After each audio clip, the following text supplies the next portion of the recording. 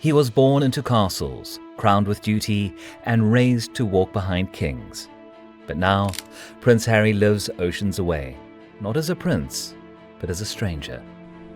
He gave up the crown, he gave up his family, and he gave it all up for love. But what happens when the fairy tale fades and the silence sets in?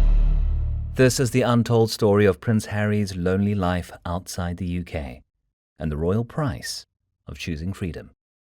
Prince Harry was never meant to rule, but he was born to support the one who would. As the spare, his life was shaped by royal protocol, media flashbulbs, and relentless comparisons to his older brother, William. He was beloved, the cheeky royal soldier, the prince with a heart. But inside the palace, he struggled. He lost his mother at 12. He walked behind her coffin in front of the world, and for years, grief shaped everything. His choices, his anger, and his distrust of the press. Then came Meghan Markle, an American actress, divorced, outspoken, unapologetic, everything the palace wasn't ready for. Their love sparked headlines, fascination, and fury. The public adored their chemistry. The press dissected it. And inside the royal family, something fractured. Prince Harry married Meghan in a ceremony watched by over 1 billion people. A mixed-race American woman becoming a duchess in one of the most conservative institutions on earth. It felt like a revolution. But the cracks appeared quickly. Meghan was accused of breaking protocol, demanding too much, or being difficult. British tabloids turned brutal, and the palace? Silent. Behind the scenes, the couple felt isolated and unsupported. Meghan later described feeling suicidal while pregnant. They made a decision that shocked the world. They stepped down. Prince Harry and Meghan officially exited their roles as working royals. The world called it Megxit, but to Harry, it was escape. One of their deepest frustrations was the constant media intrusion. Relentless paparazzi, false headlines, and a press that seemed determined to destroy Meghan's image. But there was another issue, one that cut deeper than headlines. The couple wanted to build their future around the Sussex royal brand, something they believed could modernize and humanize the monarchy. But Buckingham Palace blocked them. They were told they could not use the word royal for personal business, even though their titles remained. To Harry and Meghan, this wasn't just policy. It was personal. It felt like a deliberate rejection. They weren't just stepping back. They were being shut out.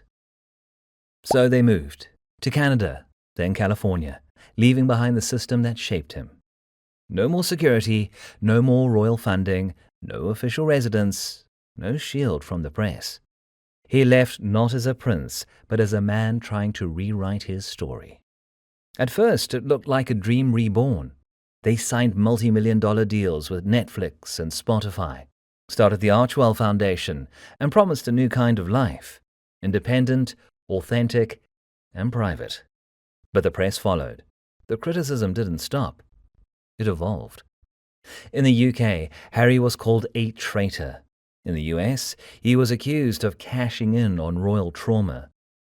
Their interviews, especially the one with Oprah, sparked global headlines. And as time passed, the deals slowed. The Spotify partnership ended. The Netflix content was delayed. Behind the glossy mansion in Montecito, the cracks in the new life began to show. Harry released Spare, a memoir that pulled back every curtain. He spoke of physical fights with Prince William, of tension with his father, of pain, loss, and resentment. The book sold millions, but it deepened the divide between Harry and the royal family. King Charles reportedly refused to comment. William stayed silent. No public olive branch was offered. Even the coronation came and went, with Harry attending alone for just a few hours, sitting 3 rows back before flying home. He was no longer royal. He was no longer welcome. Prince Harry may have left the palace, but the fight didn't end there. He's launched multiple legal actions in the UK against tabloids, government bodies, and even the police. His mission? to expose media misconduct, to reclaim control over his narrative, to protect his family from the same harassment that haunted his mother. In London courtrooms, he's still battling the ghosts of his past. Paparazzi, press barons, and the institutional silence he once called home. But critics say he's obsessed, that he wants the privilege of royalty without the responsibility. And even now, the British press hasn't let go. For Harry, stepping down didn't end the war. It simply changed the battlefield. Today, Prince Harry lives in a sprawling mansion in Montecito, California, surrounded by luxury, yet described as guarded, disconnected, and increasingly withdrawn. He's rarely seen in public outside controlled media events. He doesn't socialize widely. He has no close ties in Hollywood's elite. Insiders say his entire world now orbits Meghan. His British friends rarely visit. His connection to the UK has withered. While Meghan continues to appear at public events, advocate for causes, and build their brand, Harry seems increasingly pulled into the background. Some say he's happy in her shadow. Others believe he's lost in it. And despite the wealth and sunshine, his loneliness has become a quiet storm. He has no kingdom, no title that matters, and increasingly, no place he truly belongs. For most of his life, Harry was defined by one word: Prince. He wore it with pride, and at times resentment. But once it was gone, what remained? He tried being an author, a producer, a philanthropist. But for someone raised in a world of ceremony, tradition, and inherited meaning, reinvention doesn't come easy. His interviews now feel more guarded, his appearances rarer, his voice softer. He's no longer the cheeky soldier, no longer the global youth icon, and not yet a new kind of leader. Just Harry, still searching for what that means. Prince William reportedly no longer speaks to Harry. The trust between them shattered. King Charles has left the door open, but without contact, without dialogue. The message is clear. Harry walked away, and now he walks alone. Royal events go on without him. Photos are released without him. Statements are made without mention of the son who once stood beside the future king. Even the royal website demoted him to the bottom tier, below working royals with far less prominence. The crown moved on, and the spare disappeared from the narrative. He left for love, for peace, for a life that didn't require him to suffer for ceremony.